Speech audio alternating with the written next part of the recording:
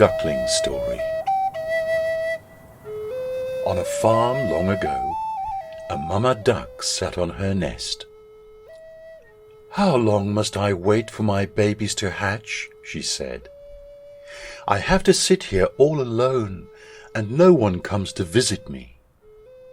But what could she do? A mama duck must keep her eggs warm till they hatch.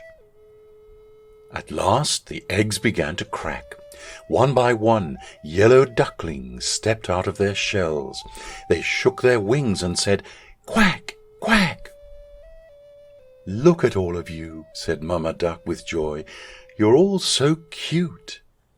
"Quack, quack," they said. Mama Duck said, "Come and line up. We will go down to the lake for your very first swim." She counted 1, 2, 3, 4, 5. "Oh dear," she said, "I should have 6 ducklings." But one large egg was still in the nest. "Well," said Mama Duck, "it looks like that big egg will take more time." So she had to go and sit on her nest again and wait some more. The next day, the big egg started to hatch. Out came a baby boy bird. But if one may say so, it was an odd-looking thing. This bird was much bigger than others. He was not yellow at all. He was dark grey from his head to his feet, and he walked with a funny wobble. One of the yellow ducklings pointed.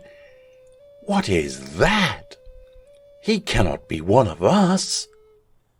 "I've never seen such an ugly duckling," said another. "How can you say such a thing?" said Mama Duck in a stern voice. "You are only 1 day old. Your brother hatched from the very same nest as you. Now line up, we will go to the lake for your very first swim." Yet the other ducklings quacked, "Ugly, ugly, ugly." The ugly duckling did not know why the other ducklings were yelling at him. He took the last spot in the line. Each yellow duck jumped in the river and swam behind Mama Duck. When it was his turn, the ugly duckling jumped in and started to paddle too. "At least he can swim," Mama Duck said to herself. When they left the water and started to play, the ugly duckling tried to play with his brothers and sisters too. They yelled, "Go away! We will not play with you. You are ugly, and you walk weird too." When Mama Duck was close by, she would not let them talk like this. "Be nice," she would scold. But she was not always close by. One day, one of the yellow ducklings said to the ugly duckling, "You know what? You would do us a big favor if you just went away from here." All of them started to quack, "Get out! Get out! Get out!" "Why won't they let me stay here?" said the ugly duckling to himself. He hung his head down low. "Ah, they are right. I should go." That night the ugly duckling flew over the farmyard fence. He flew till he landed on the other side of the lake. There he met 2 grown-up ducks. "Can I please stay here for a while?" said the ugly duckling. "I have nowhere else to go." "What do we care?" said one of the ducks. "Just don't get in our way." Woof, woof! Suddenly a big hungry dog came tearing by, chasing the 2 ducks. They quickly flew up into the air, and their feathers fell down on the ground. The poor ugly duckling froze in fear. The dog sniffed and sniffed at the ugly duckling, then turned away. "I am too ugly even for the big hungry dogs to want," said the ugly duckling with his head hung low. the sky turned dark. Crack! A bolt of lightning. Then came a big storm with heavy rains pouring down from the sky. In just moments, the ugly duckling was soaked through and through. Then a cold wind started to blow. Brrr, he said, with both wings held close to his chest. If only there was a place I could get dry. All at once, a tiny light blinked far off in the woods. Could it be someone's hut? He flew to the door. "Quack!" said the ugly duckling. The door of the hut creaked open. "What is all this noise?" said an old woman, looking right and left. Her eyes were not that good. Then she looked down. "Ah, look at that! It's a duck!" She picked up the ugly duckling and dropped him inside her hut. "You can stay here, but only if you lay eggs," she said. A tomcat and hen crept up to the ugly duckling. "Who do you think you are, coming in here, taking up room by the fire?" said the tomcat. "Squawk!" said the hen. "I do not need anyone else in this hut laying eggs." "Don't worry about that," said the ugly duckling. "I am a boy duck." "Then why are you still here?" said the tomcat. "Did you not hear what the old woman said?" "Get out of here, pretender!" clucked the hen.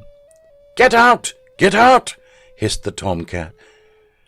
The door was still a bit open, so our poor ugly duckling slipped out the door and back into the storm.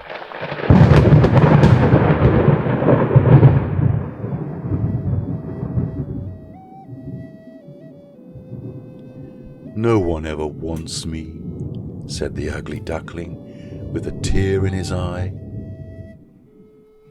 The storm ended. Soon he found a new lake.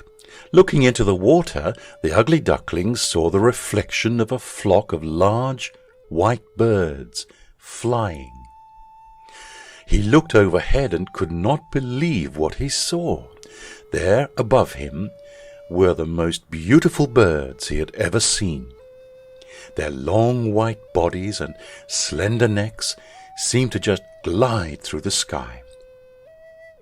He watched until the very last bird had winged its way out of view. He stayed at that lake all by himself, and time passed. The leaves of the trees turned deep red and gold, and then the leaves fell to the ground. Winter came, setting a blanket of white snow all over. The cold wind and the dark clouds made the ugly duckling feel even more sad. He had to go into the cold, cold lake to fish, but it was getting harder to swim. The lake was turning to ice. One day, it was all he could do to paddle the water to keep it from freezing around him and trapping him in the lake. "I'm so tired," he said, paddling with all his might. The ice got thicker and drew closer to him. In a moment, 2 giant hands swept him up. "You poor thing," said a farmer. He held the ugly duckling close to his thick wool jacket and took the bird to his home. Never was a warm fireplace more welcome. For the rest of the winter, the farmer cared for the ugly duckling. Then spring came. Tips of green covered the trees. Short, bright flowers popped up from the ground. "It is time for you to go to the lake and swim again as you were born to do," said the farmer. He took the duck back to the lake where he had found him and set him with care on the water. "Gosh, I feel strong," said the young bird, flapping his wings. "Why, I never felt as strong as I do now." He heard quiet splashing sounds behind him and turned around. A flock of those same beautiful birds he had seen in the sky before landed behind him on the water. "Do not worry," he said to them, holding out one wing. "I will go now. I will not make trouble for you." A big fat tear rolled down his cheek. He turned to go away. When he opened his eyes, he saw a reflection in the water of one of those beautiful white birds. Why was it so close to him? He jumped back, and the reflection jumped back too. "What is this?" he said. He stretched his neck, and the reflection of the beautiful bird stretched its neck too. "Why are you going so soon?" said one of the beautiful birds. "Stay here with us," said another. "We will be great friends." Then the bird who used to be the ugly duckling knew what had happened. He was no longer an ugly grey bird that wobbled when it walked. At one moment, all the swans flapped their wings and took off into the sky. "Come with us," one called back. "Take the lead." So he flapped his wings fast and took his place in front of the whole flock. All his new friends flapped their wings behind him. "Say," he said, gliding and dipping through the sky as he sped on, "who's an ugly duckling now? Surely not I."